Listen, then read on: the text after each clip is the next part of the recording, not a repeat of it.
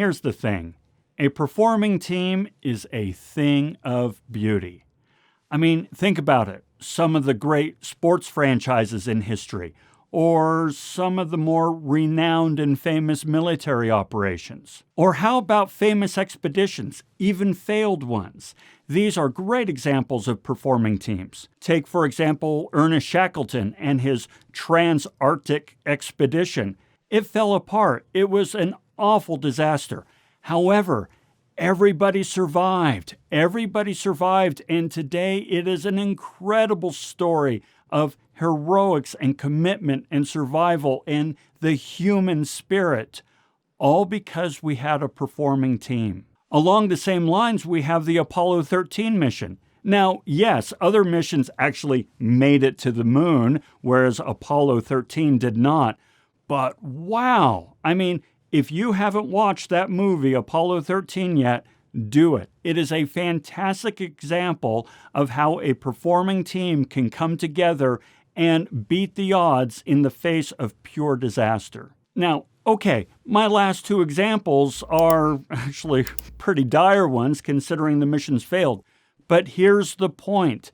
Performing teams and the things they're able to do become things of legend. I'd even go so far as to say that we sort of fantasize about being part of these performing teams, to have somebody fist bump us and call us a steely-eyed missile man.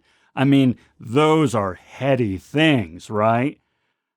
Granted, we probably don't envision ourselves part of Shackleton's team. I'll give you that. But still, the idea of being part of these teams who make history, who do extraordinary things, who beat the odds, who really demonstrate what an indomitable spirit the human condition is, that's big. And that's what a performing team does. Or at least it takes a performing team to accomplish these sorts of feats. All right, so what has our journey been so far? Well, to move from forming to storming really took something of a shove, right? I mean, we had individuals milling around, not even really wanting to be part of a team. We had to kind of force them into this ordeal, if you will. And that took us to storming. And in storming, we had to go through all kinds of exercises to really make sure that we were talking together, that we were having good, honest, open, critical, difficult conversations. And so that kind of brings us to norming, where, okay, we're working now, we have a cohesive team, we're getting work done. So along our journey, we've gone through several processes to get to where we are now. By contrast, performing isn't really a given. There's nothing you can do to guarantee that a team will move from norming to performing.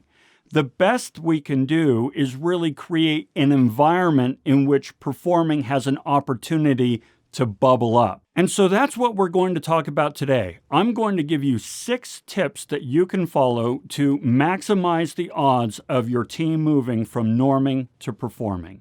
Now, before we get started, tell me about your experience.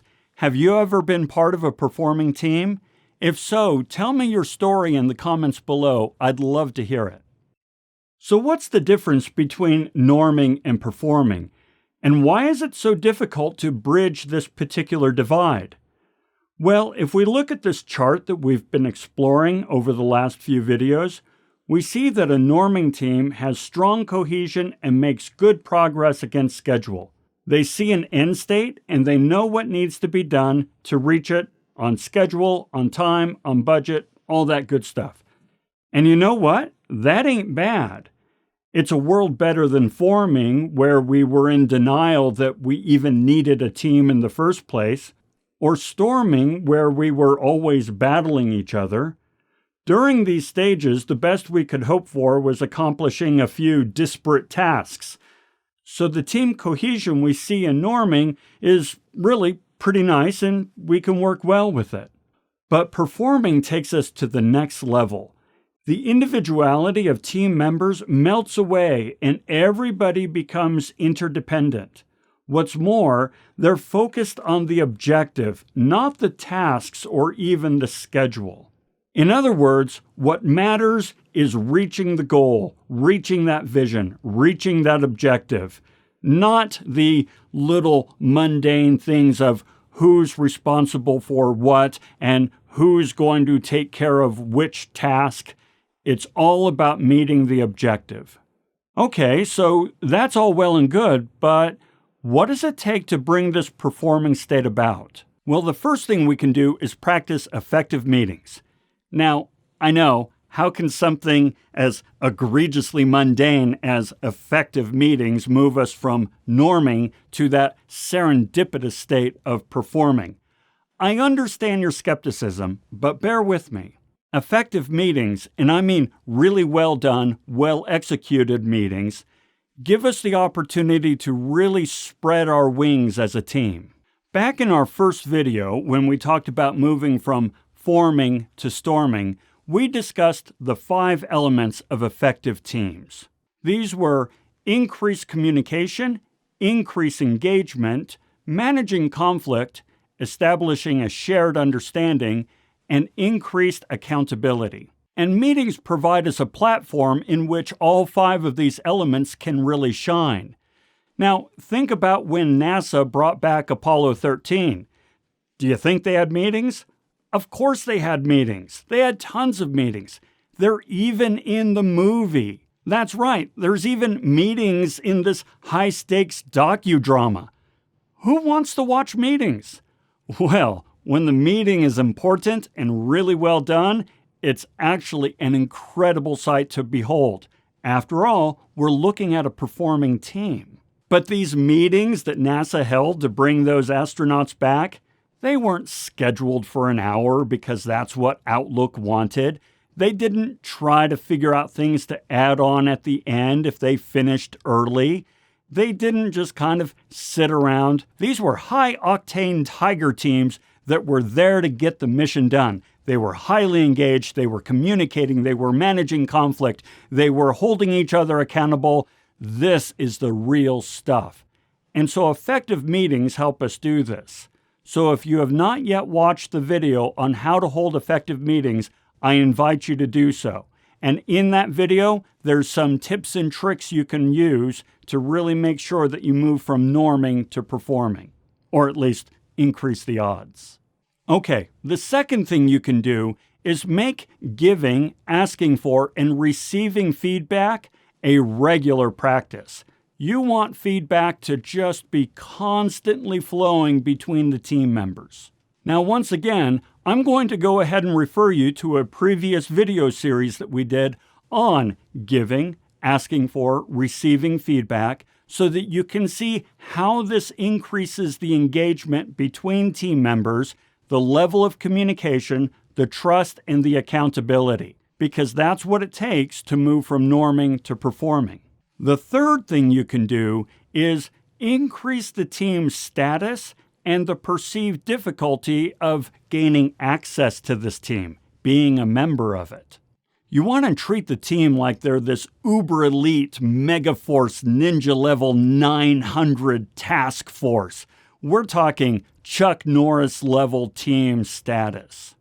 Now, here's the idea behind this. We all want to feel like we're part of an elite team. We want to feel like we have purpose and mission and value in the organizations to which we contribute. And so the more that we feel that we're part of an elite team, the more we are going to rise to the challenge of earning and owning that title. So essentially, if you want high performers, treat them like high performers. I mean, think about it. There's a reason you've heard of the Navy SEALs, the Green Berets, Delta Force. These are the best of the best of the best, sir, with honors. And your odds of getting into these groups? Forget about it. I mean, they have a washout rate of somewhere between 75 and 85%, which means that even those who feel like they have the cojones to make it into those teams and perform, the vast majority of them don't make it. And all of this only adds to the mystique of these organizations. Now, yeah, I know your team sitting there in a conference room somewhere isn't going to develop the status of an elite SEAL unit. I get that. But trust me, a well-performing team is recognized among all the peers, and there's always this sort of sense of, gee, I wish I was part of that. As a college professor, I don't think a semester goes by that I don't have a student say to me, wow, that team over there in the corner, they really seem to know their stuff. I wish I was part of that team. Even in a small college setting, high performance is recognized and envied. And that's something we want to encourage. Not to make people jealous, but to cause them to rouse their passions and try to attain that themselves.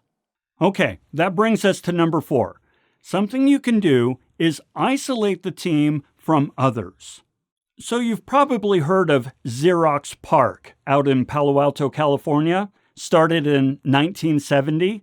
The idea here was Xerox put this team of people together out in Palo Alto and said, innovate, create. Now, Xerox is often like Rochester, New York, and yet they set up the park in Palo Alto. So yeah, there was a high degree of separation. And what did the team do while they were out there? Well, they developed WYSIWYG, GUI, the mouse, things that you and I today use on a regular basis. And so, yeah, isolating the team from kind of the corporate world was very advantageous in this example. Now, once again, you don't need to set up shop halfway across the world and put your team there in order to help them perform. This is what a lot of companies try to accomplish when they hold offsites. Kind of separate them from the day-to-day work, including from families and life and so forth. As they're isolated there in some hotel for a week, they're able to really focus on the work and come closer to that performing state. Now, another thing that these offsite retreats do is they increase the amount of time that team members spend together. This allows team members the opportunity to get to know each other, to bond, to really coalesce as a single unit. And this doesn't mean that the only time they're spending together needs to be work-related. It can be recreational, just hanging out, playing, getting to know each other, interacting on a myriad of levels. That way, once again, they can become that cohesive unit that is indicative of a performing team. Okay, number 6, encourage competition with other teams. After all, competition is really just part of our nature, and by rousing this sense, we're able to bring the team to a new level of performance. Now, there are many reasons for this. Competition really pushes us to innovate, to be creative, to work under pressure, and to really set an us versus them goal, which is always a lot of fun. This is what team rivalries are all about. It's great fun.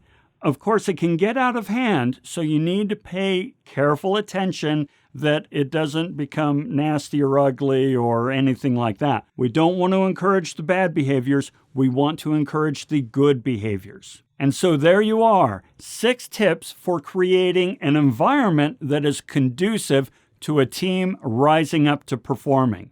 Now, that's my list, but what about you?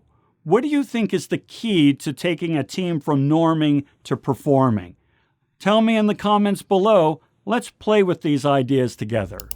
In the meantime, have a fantastic day. Thanks for watching.